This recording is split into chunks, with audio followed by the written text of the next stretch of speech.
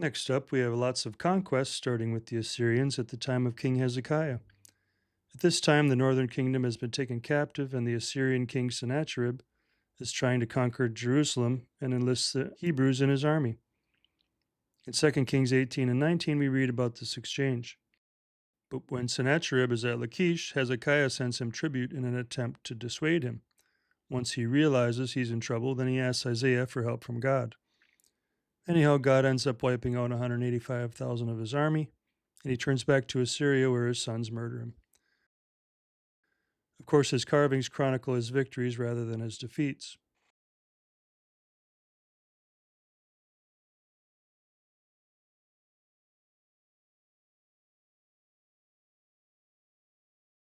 And as we continue, we find more displays of conquest, each one more brutal and graphic than the prior. It seems they made a sport of mutilating their enemies.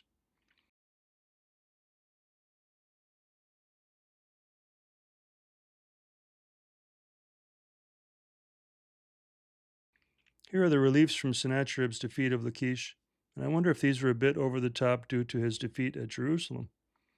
Maybe they went home bragging about the brutal victory and conveniently forgot about the other.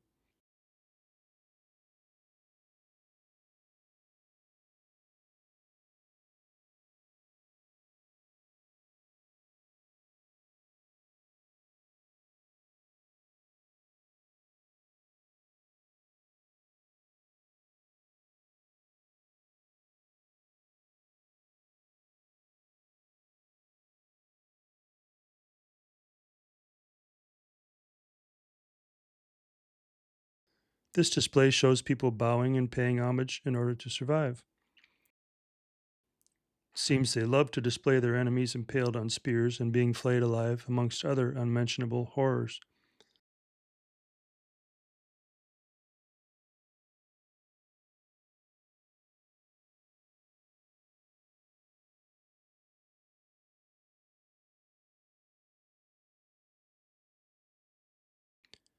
Here's the Assyrian version of the Tree of Life.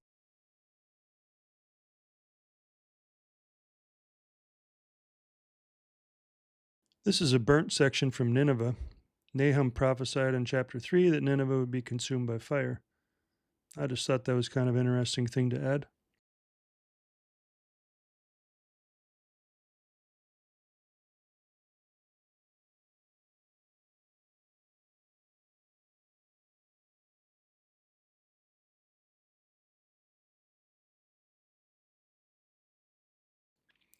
And now it's lunchtime.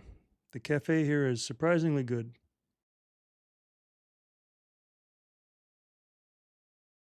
These next items are also from Lachish. It's mind boggling to be able to see these items in person.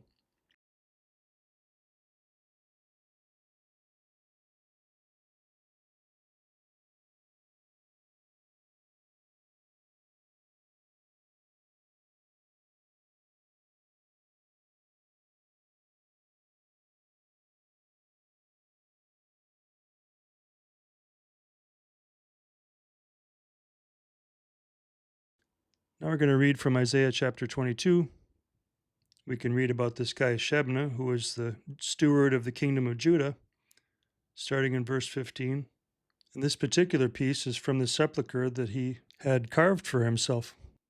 So then in verse 19, we see that God pulls him out of his position. Let's read starting in verse 20. Then it shall be in that day that I will call my servant Eliakim, the son of Hilkiah. I will clothe him with your robe and strengthen him with your belt. I will commit your responsibility into his hand. He shall be a father to the inhabitants of Jerusalem and to the house of Judah. The key of the house of David I will lay on his shoulder, so he shall open, and no one shall shut. He shall shut, and no one shall open. I will fasten him as a peg in the secure place, and he will become a glorious throne to his father's house. In Revelation 3, starting in verse 7, we see the letter to Philadelphia from Jesus and the direct quote from Isaiah chapter 22. Of course, Philadelphia is the church out of the 7 churches that every Christian church claims to be. I tend to think this chapter is thoroughly Jewish from top to bottom for a reason, but I digress. Next, we have some fascinating items from Ur of the Chaldeans. This is, of course, where Abram was from. This stuff could very well have been there at the same time as Abram, before God called him to the land of Canaan, way back in Genesis 12. That is a long time ago. Well, let's wrap it up here, and I'll just say there are so many fascinating items here at the British Museum, you can't even see them all in a day. And like I said previously, look up Christian Heritage London if you want to get a thorough biblical tour of these artifacts. And thank you for joining me.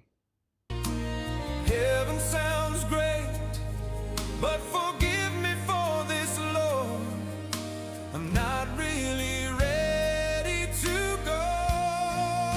'Cause I wanna dance, dance where David danced. Stand there and cry, cry where Jesus cried.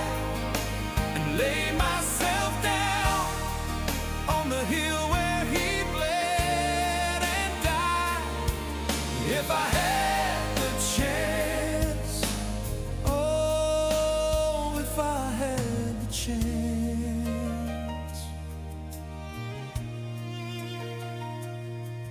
Now I've never been far, but I don't really mind to jump on an airplane and leave this behind. Yes, I know there is work here that needs to be done, and that's why each morning I'm up with the sunrise. But Father, allow me this one simple prayer. Help me find time and a way to get there, 'cause I'm starting to feel it. He's coming back soon, and I'm running